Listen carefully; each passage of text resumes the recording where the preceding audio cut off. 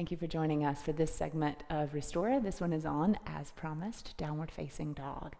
Katie's going to begin in tabletop, but before she does, I want you to recognize that when you're in tabletop, it doesn't matter necessarily if your wrists are underneath your shoulders or if your knees are underneath your hips. You've got to get into a position that feels right for you.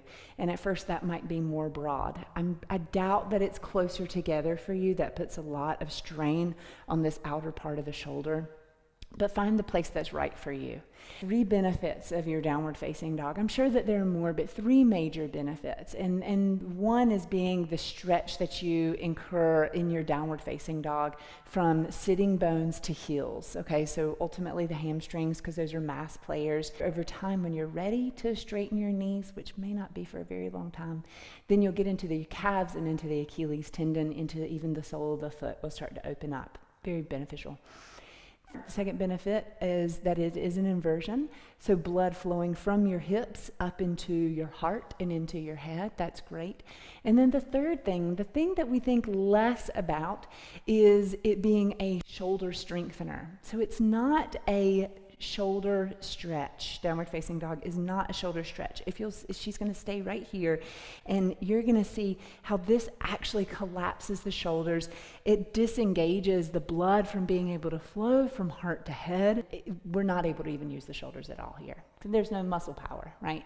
So instead, we're pulling the torso more forward. From the shoulder body, we're pulling the torso more forward, aiming the elbows backward. And I'm going to ask Katie just to bend her elbows into my hands, because I want her to be as broad as possible through her shoulders now.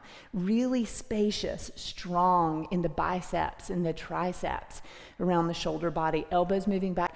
This next part is the tendency is to fall into the outer edges of your hands. Pick the middle finger, ring finger up off the ground. This is going to mobilize and engage this central part of the palm, not flat in the palm, index, pinky, back of the pinky at the wrist, and back of the thumb at the wrist. Now, from this position of tabletop, crown of the head forward, sitting bones back, this is a big deal that you're not starting from your tabletop like you would be in a cat tuck, not rounding in your back and then going to down dog. What's going to happen, or could happen for you, is a deep overstretch in the low back. And we don't want to stretch the low back. We want to stretch the hamstrings and the calves, right? So instead, we're going to lift the sitting bones up, and then we're going to open the sitting bones up like a book. And you're doing this all from your own internal power, right? We already have the hands established, elbows moving back, toes curled under. And now drive the hips up. That's it. Feel free to keep the knees bent. We want to feel like the elbows and the knees right now are magnetically drawn toward each other, that we can shorten the body to isolate and open hamstrings and broaden and strengthen the shoulders, okay? It's from there that you can start to lengthen. When you have this 1, 2 inversion, 3 shoulders strong, that you can start to lengthen and maybe straighten the legs over time, years to come, maybe today, who knows. Make sure sitting bones up, elbows bent back. Ultimately, then you won't even see the elbows are bending back, but you will certainly feel it.